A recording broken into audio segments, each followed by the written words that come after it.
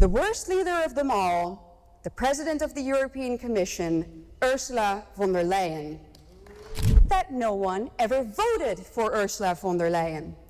No one ever voted for her, and now she's attacking our national sovereignty even further by introducing the Rearm Europe program. Eva Vlardingerbrock brutally confronted Ursula von der Leyen on the CPAC Hungary stage, and believe me, she did not flinch for a second. She explained how the continent loves to decorate its institutions with democratic labels, yet the reality underneath those labels never matches the sales pitch. Mrs. von der Leyen, do you think about what you have done? Do you think about the people who suffer because of your policies? I have watched election after election across Europe, and the pattern Eva described is painfully accurate. People vote, parties rise, coalitions shift, and somehow the system remains exactly where it started. The faces rotate, but the direction never changes. No one ever voted for her, yet she is one of the most powerful people in Europe, and she's implementing some of the most destructive policies that our continent has ever seen. Then Eva dropped the part that most people rarely think about. Ursula von der Leyen, the woman shaping laws for 450 million people, has never been elected by the public. Not once. Her position did not come from a ballot box. Ursula von der Leyen thinks she is untouchable. It came from political negotiations and government deals, the kind of internal maneuvering that never involves ordinary citizens. And yet she sits at the very top of the European Commission, with a level of authority that could rival the leaders of entire nations. When Eva laid this out, it felt like someone finally said the quiet part out loud. Do you think about the people who have died because of a vaccine that you pushed on them, that you bought behind closed doors? And the more you look at Ursula's track record, the more serious this imbalance becomes. If someone holds this much authority, at the very least, I expect a sense of responsibility. Instead, Ursula has used her position to push through sweeping policies that reshape economies, borders, and the daily lives of millions. She has the freedom to sign billion-euro deals out of public view, and then act surprised when people demand transparency. I have watched this happen repeatedly, and Eva captured it with precision. The illusion of democracy is very much kept alive. We are being ruled by leaders who claim that they are democratic leaders, and they force us to play along with their games. Her point was simple. When the most powerful figure in Europe operates above public reach, the consequences fall on ordinary people. The decisions drift further away from public interest and closer to the ambitions of an unelected bureaucracy. Europe cannot call itself democratic while allowing this structure to keep running. And Eva's confrontation cut through every layer of diplomatic politeness that usually protects figures like Ursula von der Leyen. She's the one who introduced the Green Deal, crippling our economy. She's the one who introduced the Migration Pact, replacing our native population. When Eva Vlardingerbroek moved on to the Green Deal, she did not soften her words. She called it an economic chokehold, and I understood exactly why. The policy has been marketed since its introduction as an environmental milestone, yet the reality on the ground looks entirely different. Farmers have been hit with strict regulations that cut into their margins. Small businesses face compliance costs they cannot absorb. Entire industries are forced to overhaul their operations without the financial cushion to survive the transition. And now she's attacking our national sovereignty even further by introducing the Rearm Europe program, an 800 billion euro defense fund mostly used for Ukraine, a country that isn't. When bills rise and inflation climbs, people feel the consequences immediately, and they can point directly to these regulations as the reason their costs keep growing. Eva insisted that this entire plan feels like it was designed by someone who has never worked a day in the real economy. The distance between Brussels and the daily lives of citizens is measurable. The people who write these rules do not farm land, run small companies, or see their utility bills double. The person pushing these measures from the top is insulated from the outcomes. Leyen, do you ever think about the cries of the mothers who cry at night because their children were raped or murdered by immigrants that you let in?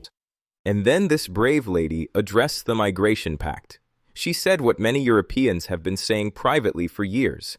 She described the pact as social destabilization disguised as solidarity. Her point came from the visible strain on small towns across Europe. Shelters operate at capacity. Local schools struggle to accommodate growing student numbers. Public services stretch beyond their limits, and news outlets report crime incidents linked to migrant populations almost weekly. Do you ever think about the farmers whose entire life's work were destroyed because you pushed the communist agenda? Do you ever think about the people who cannot afford food for their children because you implemented policies that are crippling our economy while you were able to send your 7 children off to the most expensive schools in Europe? And obviously, the decisions behind these pacts are made by people who never live inside the towns that receive these arrivals. They do not stand in lines at overcrowded clinics. They do not walk through neighborhoods that have changed overnight. They do not send their children to schools that now face enormous pressure.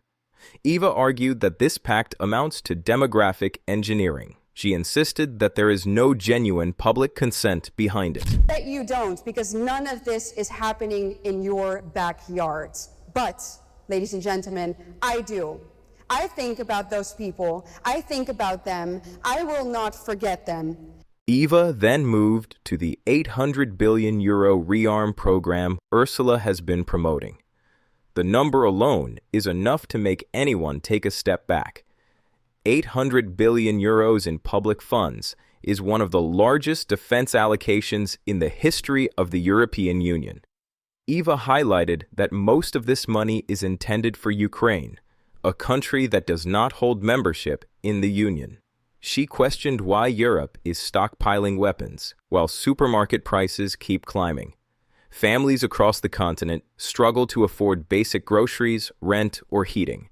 And yet Ursula pushes a defense fund of this scale. Here, right now, I will not stop fighting for them. I will not stop fighting for the truth, and I will not stop fighting for my people. The time of zero accountability will come to an end, and I will promise you, we will make Europe great again. Eva framed this as a clear example of misplaced priorities. Bills increase, inflation rises, wages lag behind. Meanwhile, Brussels gathers hundreds of billions for military spending. Eva treated this contrast not as a budgeting error, but as a sign of leadership that has drifted away from the needs of ordinary citizens. When are we ever going to see those text messages in which she closed a €35 billion deal with Albert Bourla, the CEO of Pfizer? Then came the part that changed the atmosphere. Eva spoke about the missing Pfizer text messages. She revealed that Ursula negotiated a €35 billion vaccine deal directly with Albert Bourla, the CEO of Pfizer. She explained that this negotiation took place through private text messages. Journalists later requested access to these texts as they involved public money and public contracts, yet the messages had disappeared. There was no record, no archive, no explanation. As I told you earlier, Ursula von der Leyen and the Eurocrats are most likely the ones reading my private messages, those of a private citizen. When are we going to see hers, those of a public servant spending billions and billions of our taxpayers' money? She reminded the audience that the European Union pushes chat scanning for private citizens under the banner of public safety. Platforms receive constant pressure to monitor conversations. Meanwhile, the highest official in the Union arranges a multi-billion euro deal and then claims the messages no longer exist. This is a moment of pure institutional hypocrisy. Citizens face increasing surveillance, while leaders remove their own tracks when transparency matters most. The accusation held weight because it involved a financial figure as large as 35 billion euros. It also involved a pharmaceutical company that played a central role during the pandemic. She's the one who introduced the Green Deal, crippling our economy. She's the one who introduced the Migration Pact, replacing our native population. Once Eva laid out the Green Deal, the Migration Pact, the Rearm program, and the missing Pfizer texts, she shifted from political critique to direct confrontation. She looked straight into the camera and asked Ursula whether she ever thinks about the people harmed by her decisions. She asked whether she considers the families who suffer from policies passed under her leadership. And now she's attacking our national sovereignty even further by introducing the Rearm Europe program, an 800 billion euro defense fund mostly used for Ukraine. She asked whether she thinks about those who struggled or died under the consequences of her deals. The tone changed because the questions were no longer abstract. They were personal. They forced the idea that policies have faces, policies have victims, policies have stories behind them, and someone at the top created those policies. This confrontation transformed Ursula from a distant bureaucrat into a person tied to measurable outcomes. Eva did not describe her as a symbol at this point. She treated her as a decision-maker with power over daily life in Europe.